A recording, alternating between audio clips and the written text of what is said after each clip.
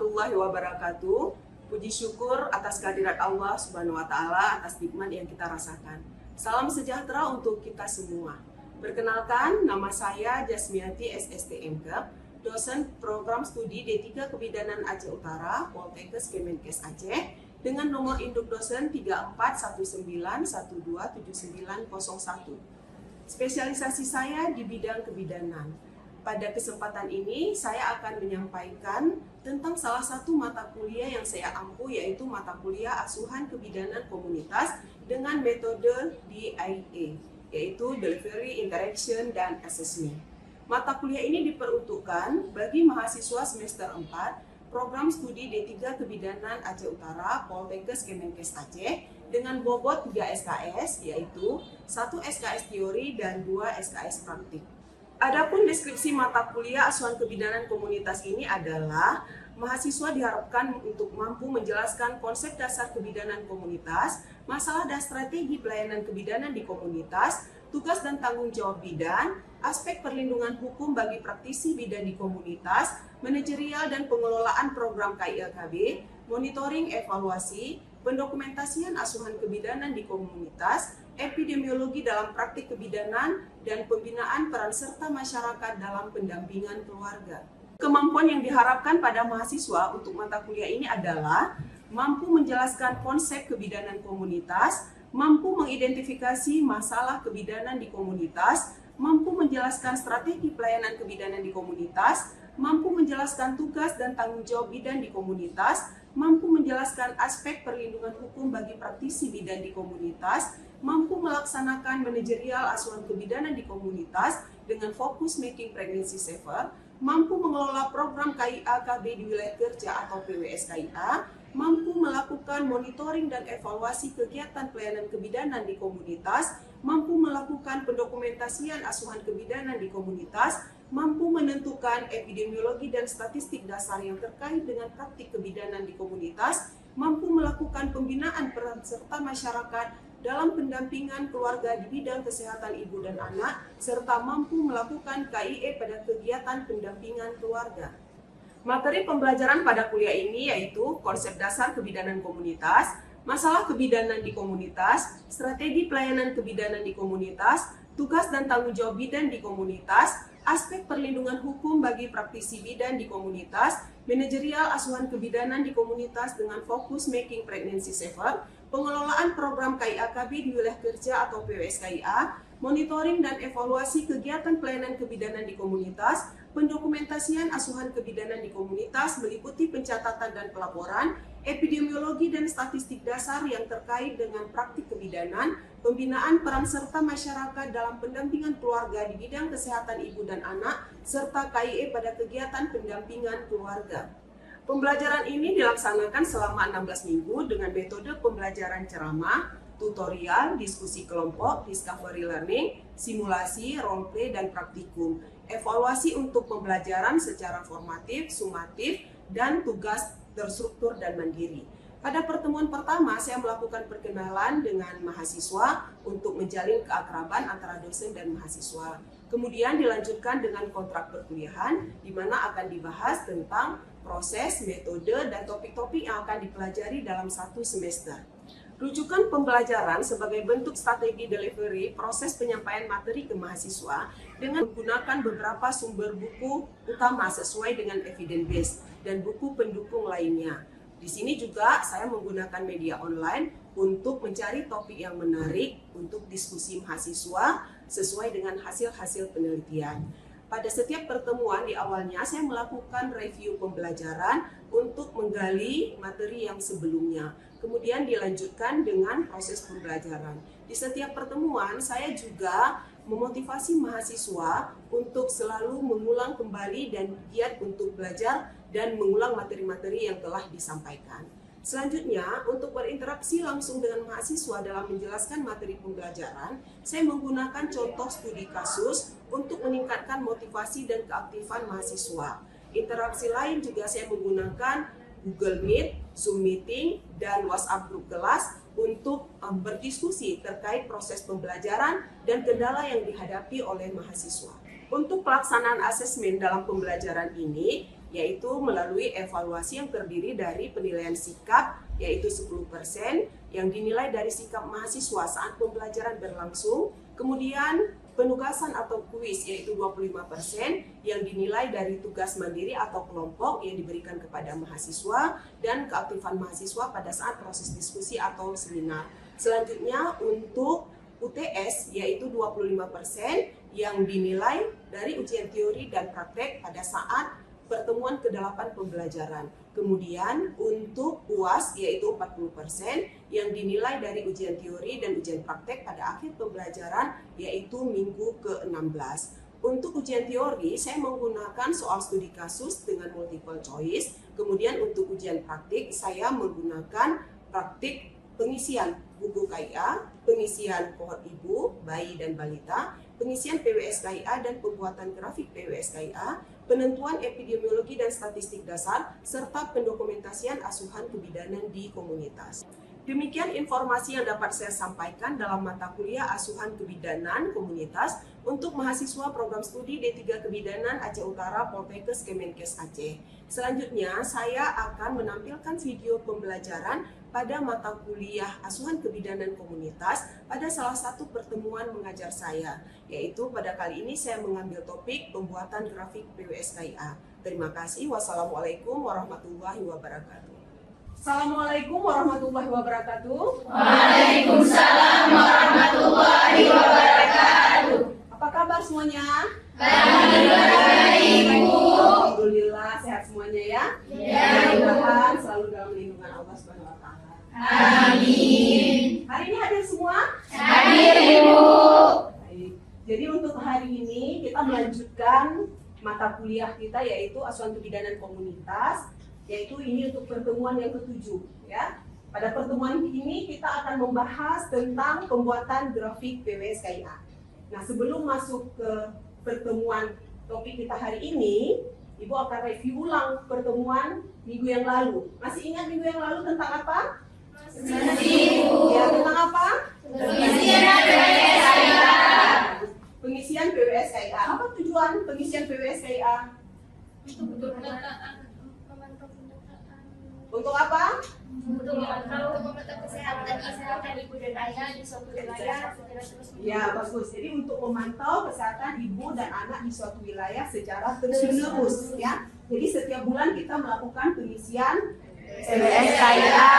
Jadi nanti mahasiswa sekalian pada saat bekerja di lapangan itu adalah tanggung jawab kita sebagai bijan di desa ya. Kemudian untuk yang kita review hari ini untuk materi yang sebelumnya itu tentang pengisian PWS KIA. Di situ kita harus ingat ada data dasarnya, yaitu ada data apa aja? Jumlah penduduk harus kita ketahui. Kemudian selanjutnya sasaran ibu ya, kita harus menentukan sasaran ibu Hamil. Apa rumus untuk menentukan sasaran ibu hamil?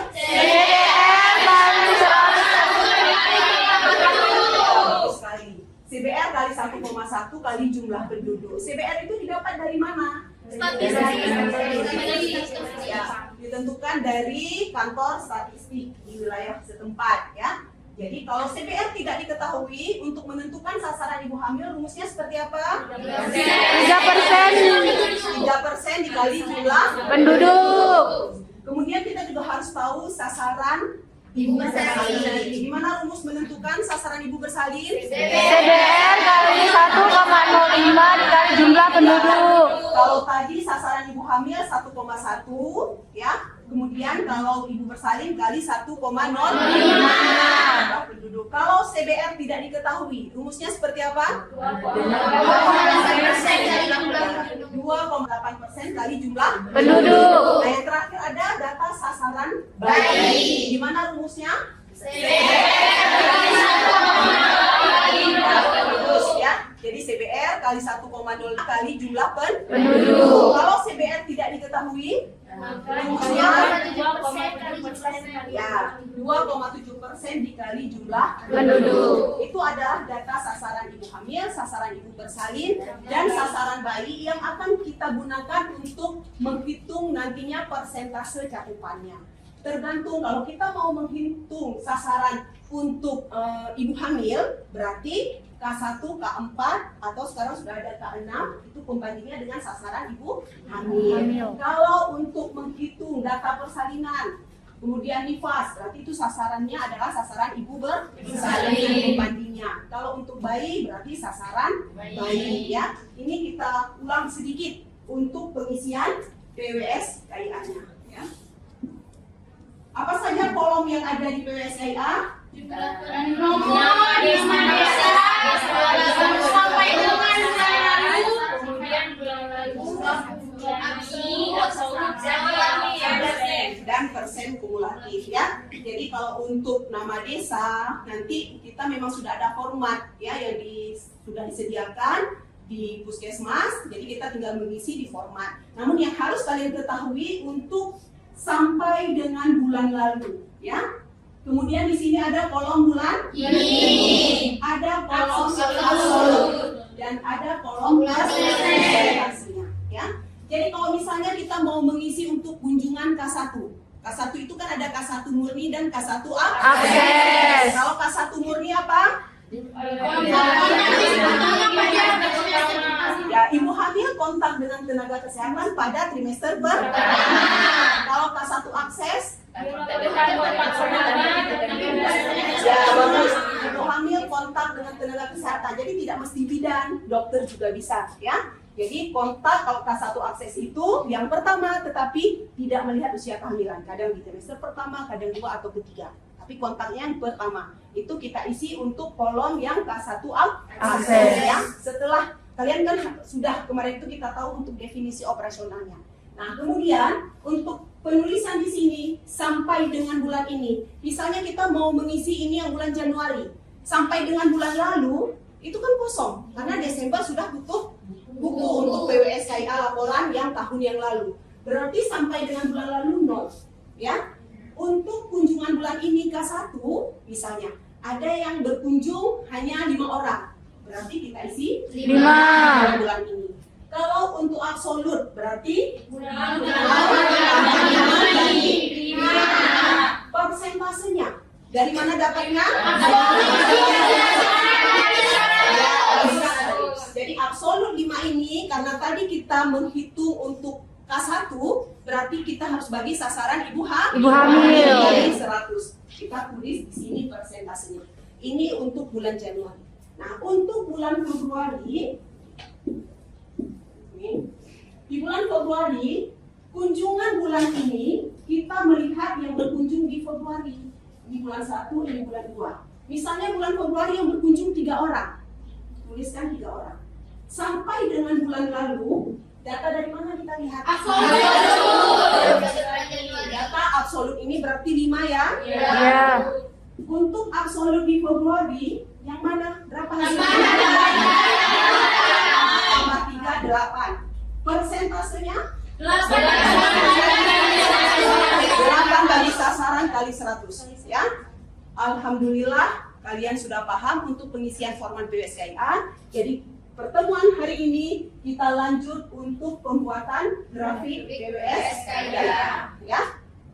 Kita mulai. Tujuan pembelajaran kita pada hari ini yaitu mahasiswa diharapkan mampu nantinya untuk membuat grafik PWS KIA ya. Kita hari ini hanya sampai ke pembuatan grafik PWS KIA. Jadi grafik itu dibuat setiap bulan ya. Setiap bulan kita buat grafik. Ini ada yang terbaru itu referensinya ada sampai 13 tuntutan dari grafik yang harus dibuat oleh seorang bidan yang bekerja bertanggung jawab terhadap desa ya. Atau yang bertanggung jawab di puskesmas berarti mereka data setiap desa. Ini dia. Kalau tadi kan kita hanya melihat yang untuk K1-nya misalnya ya. Ini ada K4, ada K6 dan ada cakupan persalinan oleh nakes, kemudian kunjungan nifas. Berarti pembandingnya adalah sasaran ibu bersalin. Kemudian ada di sini deteksi risiko tinggi oleh masyarakat, oleh nakes. Pembandingnya apa kemarin? 20% dari sasaran ibu hamil. Jadi itu harus kita bandingkan, kita bagi dengan 20%. Kemudian ada lagi nantinya sasaran bayi ya, bagi yang untuk neonatal dan bayi balita berarti bagi sasaran bayi. Oke, kita lanjutkan. Nah, pada saat kita mau membuat grafik PWS-KIA, kita harus ambil data. Kita sudah pelajari sebelumnya ada data yang kita isi di buku KIA. Kemudian register kohort ibu, kohort bayi, kohort balita, ya. Jadi di situ kita bisa ambil dari PMB di wilayah kerja kita, dari rumah sakit atau klinik bersalin. Jadi ini misalnya kita untuk pengelolaan data yang paling perlu itu adalah ada 3 data. Cakupan kumulatif waktu kita buat grafik. Kemudian cakupan bulan ini dan cakupan bulan lalu. Kalau yang namanya cakupan itu harus ada persentase. Jadi bukan jumlah kunjungan, ya. Berarti jumlah kunjungan tadi kita masukkan ke dalam rumus sehingga lahirlah cakupan. Nah, yang pertama misalnya kita mau membuat grafik tadinya di bulan Juni. Ini contohnya ya. Jadi ada cakupan kumulatif per desa, kemudian bulan ini itu dianggap data yang di bulan Juni. Kemudian harus ada cakupan bulan lalu. Kalau yang bulan lalu bukan kita lihat di kolom sampai dengan bulan lalu. Ya. Karena kalau ini bukan bulan lalu tapi sampai dengan bulan lalu dari Januari, Februari, Maret kan jumlah terus di kolom ini. Tetapi pada saat kita mau membuat grafik PWS-KIA ini yang dianggap cakupan bulan lalu, misalnya kita membuat yang bulan Juni. Bulan ini kunjungan bulan ini K1. Misalnya ada 5 orang yang berkunjung di bulan Juni. Berarti 5 dibagi sasaran. Sasaran kan udah kita cari tadi, ya. Sasaran ibu hamil dikali 100. Dapatlah misalnya 10. 10 itu bukan jumlah orang tapi 10% untuk cakupan bulan ini. Sedangkan cakupan bulan lalu, kita lihat di bulan Mei itu di kolom bulan ini, di bulan Mei. Karena yang dianggap ini kan kita mau membuat grafik bulan Juni. Yang dianggap bulan lalu itu adalah yang punya bulan Mei. Ya, tapi kita lihat di PWS-KIA di bulan Mei di kolom bulan ini. Jangan kita ambil di kolom sampai dengan bulan, karena sampai dengan bulan ya dari Januari dijumlahkan terus. Bisa paham? Yang membedakannya pada saat kita buat grafik, ya. Kemudian untuk cakupan kumulatif. Cakupan kumulatif itulah jumlahnya dari Januari berarti sampai Mei. Itu boleh kita ambil di kolom absolut di bulan Mei. Ya. Kalau kita mau membuat grafik di bulan Juni, nanti cakupan dari Januari, Februari, Maret, April, Mei. Tidak termasuk yang Juni. Juni sudah dianggap yang cakupan bulan ini, ya. Itu dia untuk membuat grafik. Nah, ini menentukan persentase rumusnya. Untuk cakupan K1 kumulatif tadinya Januari sampai Mei, karena kita contoh di sini mau membuat grafik bulan Juni. Jadi Januari sampai Mei, kemudian dibagi sasaran ibu hamil kali 100. Misalnya di sini Januari sampai Mei itu ada 10. 10 sasaran ibu hamil ada 50, bagi 50 kali 100. Dapat itu sebagai cakupan kumulatif. Selanjutnya untuk cakupan bulan ini. Berarti bulan ini kunjungan K1 yang bulan ini tadi di kolom bulan ini dibagi sasaran ibu hamil juga dikali 100. Nah, kemudian cakupan bulan lalu. Berarti kita lihat yang punya bulan sebelumnya, ya, berapa orang yang berkunjung di bulan sebelumnya, kemudian dibagi sasaran kali 100. Selanjutnya baru kita setelah ada data tadi bisa membuat grafik, ya. Untuk membuat grafik, kalau tadi indikator yang diharapkan, ini kebetulan di contoh soal ini diharapkan indikator capaian untuk K1 sampai akhir tahun, bukan per bulan, itu 90%, ya. Berarti itu ada memang ketentuan yang ditetapkan apa dari provinsi atau dinas kesehatan kabupaten.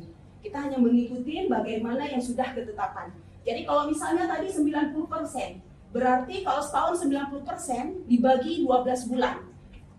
Jadi untuk setiap bulan itu dapat 7,5. Ini dia, 7,5%. Sehingga kalau kita membuat bulan Juni, 7,5 kali 6. Bulan Juni kan bulan 6. Jadi 7,5 kali 6 dapat berapa dapat? 45,0 atau 45%. Jadi harapannya sampai bulan 6 itu K1 tercapai sampai 45%. Ya. Nah, sejauh ini sebelum kita masuk ke grafik, ada yang mau ditanyakan? Kita lanjutkan ya. Ini untuk grafiknya, mungkin bisa kita lihat.